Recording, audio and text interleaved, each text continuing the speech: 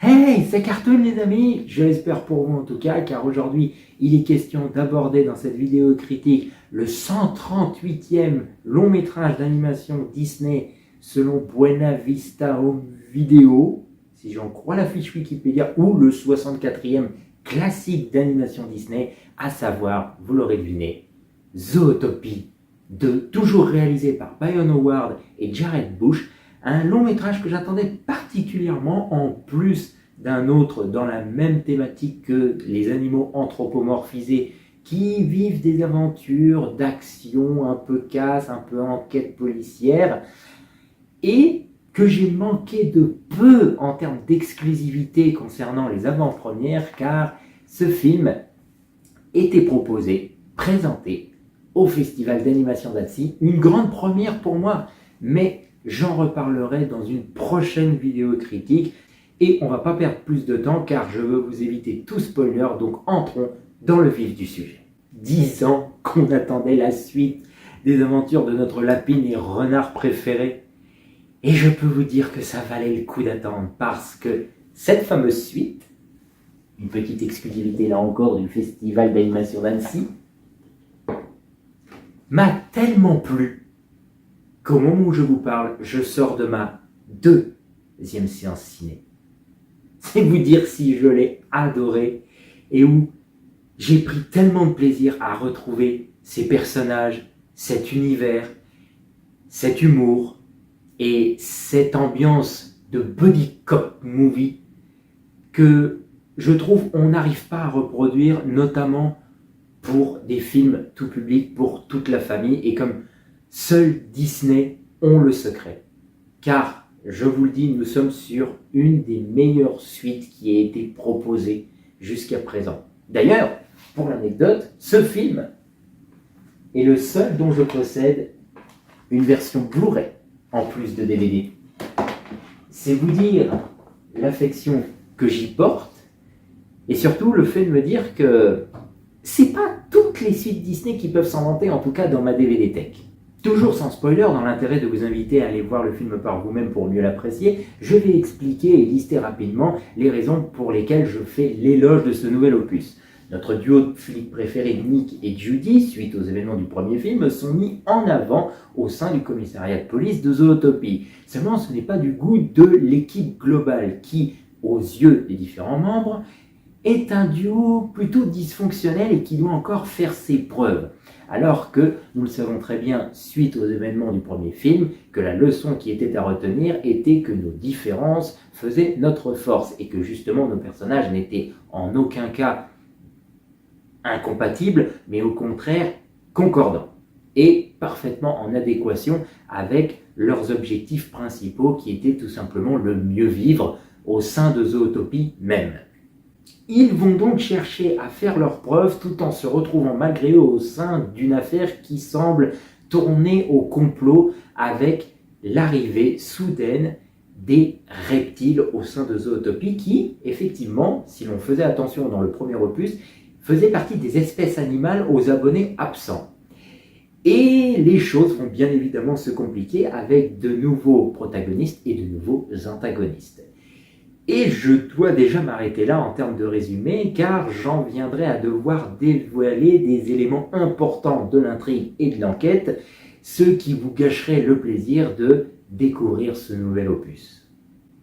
En plus de reprendre les nombreux points forts qui avaient fait le succès du précédent opus, à savoir un environnement riche, varié, coloré, un bestiaire qui est tout aussi diversifié, c'est le cas de le dire, avec des personnages tous plus attachants les uns que les autres, un humour suffisamment efficace et simplement pertinent, que ce soit pour les plus petits comme pour les grands, ainsi que des scènes d'action captivantes, c'est le duo principal qui fait la force du film. Nos protagonistes sont fidèles à eux-mêmes et c'est un plaisir de les retrouver et d'échanger au sein de scènes d'interaction où ils apprennent à communiquer, à se dire les choses, à se dire ce qu'ils ont sur le cœur, aussi bien leurs appréhensions que leurs sentiments et leur respect mutuel l'un envers l'autre, qui fait que ce film est d'autant plus réussi, en plus d'être imprégné dans une enquête qui est fascinante et qui ne manquera pas, là encore, de parler à énormément de monde dans un message de tolérance bienveillante.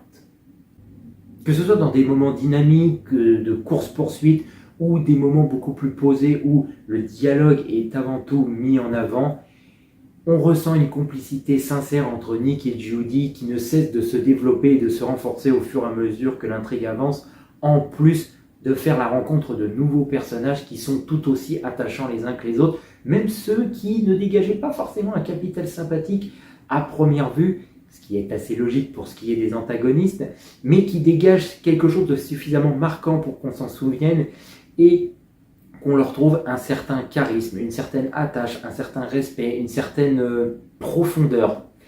C'est d'ailleurs une bonne chose que j'ai pu profiter de ce film en 2 séances pour justement savoir apprécier à sa juste valeur le personnage de Gary, le serpent qui était mis en avant notamment dans la promotion de ce second opus, aux côtés de notre duo principal. Il se trouve que, sans parler du casting vocal, à savoir Baptiste Le Caplin, étant donné que même Mr. V, Yvick, comme vous préférez, double également un personnage secondaire qui est tout aussi amusant, le doublage, en tout cas du Star Talent, fait honorablement son travail. Celui-ci a besoin d'interagir avec notre duo principal, et notamment Judy, toujours aussi téméraire, persévérante, optimiste, qui est là à foncer la tête la première dans l'action pour pouvoir aider son prochain et rendre le monde meilleur. Là où Nick, également fidèle à lui-même et surtout fidèle à sa coéquipière, reste plus sur la réserve, dans la méfiance de par son côté roublard, mais tout aussi volontaire à vouloir aider son prochain et surtout son binôme, plutôt devrais-je dire sa binôme. Et c'est par les dialogues qui sont échangés entre nos personnages principaux que ce personnage de Gary gagne en attache, gagne en sympathie, étant donné que sur une moitié de film, il cherche à fuir les seuls personnages qui sont en mesure de l'aider à accomplir la mission qu'il s'est fixée lui-même, et la deuxième moitié échange énormément de messages optimistes quant à l'accomplissement de cette mission, et c'est ce qui fait que c'est un nouveau personnage efficace dans son écriture et dans son interprétation. Les autres ne sont pas en reste, mais je me devais de l'évoquer car un deuxième visionnage, comme je vous l'ai dit, m'a permis de l'apprécier comme il fallait.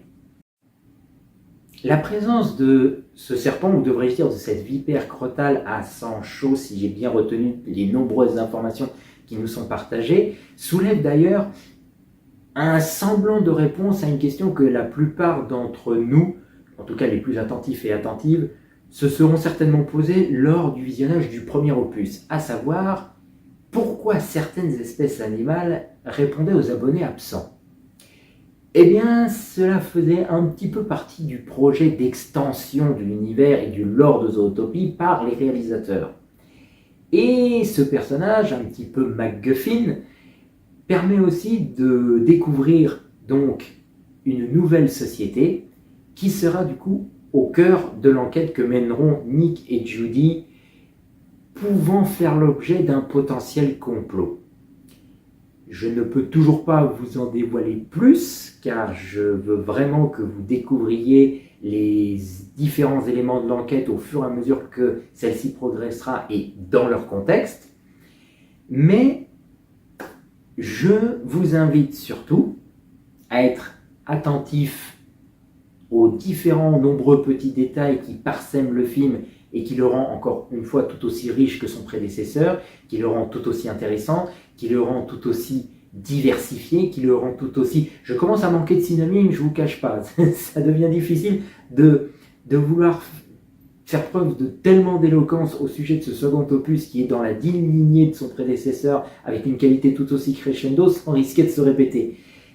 Et si là encore, comme moi, vous avez ressenti une émotion très forte lorsque le lien d'amitié se crée entre Nick et Judy dans le premier film, et voir celui-ci être renforcé, se développer au-delà de la sympathie professionnelle qu'ont les personnages l'un pour l'autre dans ce second film, je vous invite à rester jusqu'à la fin du générique, ou dans une scène, là encore très attendrissante, qui démontre toute la tâche qu'ont les personnages l'un envers l'autre, une fin ouverte nous est proposée à un troisième opus, et répondant également à une interrogation concernant le lore de Zootopie, sur lequel nous nous sommes probablement toutes et tous interrogés après visionnage du premier opus.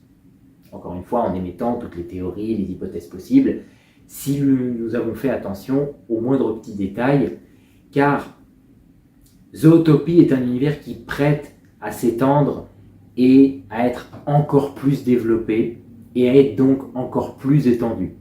N'ayant pas pu profiter des exclusivités Disney+ pour ma part, je sais que ce film ne va pas seulement vous emmener au-delà des barrières de Zootopie dans de nouveaux environnements qui n'avaient été que survolés dans le précédent opus. Il permet d'ouvrir aussi la voie à de nouvelles idées et donc de nouvelles surprises. Et c'est sur ces mots que je vais terminer par le seul bémol que je trouve au film, qui n'est pas un défaut en soi, mais que j'aurais pu lui reprocher déjà à l'époque de son aîné. Pourquoi la seule chanson du film n'est pas traduite ? Je ne demande pas à Shakira, qui revient pour ce film, nous proposer un nouveau titre tout aussi entraînant que le premier, avec à la coécriture des paroles Ed Sheeran et Blake Stecklin, si je prononce bien, comme quoi encore une fois, il y a 2 fois plus de beau monde pour ce deuxième opus. Donc sans faire son Phil Collins ou Charles Aznavour à traduire elle-même ses propres paroles, vous auriez pu quand même faire une version française.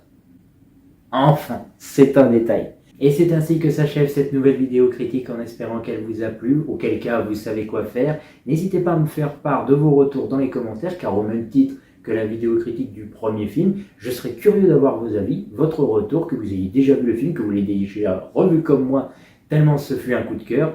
En attendant, je pense que nous sommes tous d'accord en tant que fans d'espérer un troisième opus pour vous avoir le plaisir de retrouver ces personnages dans une nouvelle aventure toujours plus rocambolesque et voir leur relation être développée de la manière la plus attendrissante qui soit, comme Disney sait si bien les faire. Merci encore à Alexis Victor et Marie-Eugénie Maréchal pour leurs personnages. N'oubliez pas le hashtag #TouchePasMaVF. Et sur ce, on se revoit à la prochaine vidéo. Allez, bye! Un double petit cadeau juste pour la fin, comme ça celles et ceux qui sont restés jusqu'au bout se manifesteront. On n'a pas tous les jours l'occasion de rencontrer ces idoles. Alors en attendant Marie-Eugénie Maréchal, je vous laisse avec un petit bonus. On va passer à la scène suivante, du coup, qui est un petit film indépendant. Je crois que c'est les Gardiens de la Galaxie, quelque chose comme ça. Spécial dédicace pour madame, qui a chialé pendant 3 semaines après le 3.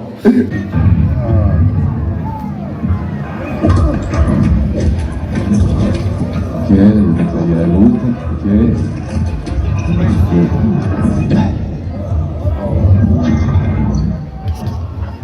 C'est une sale bête.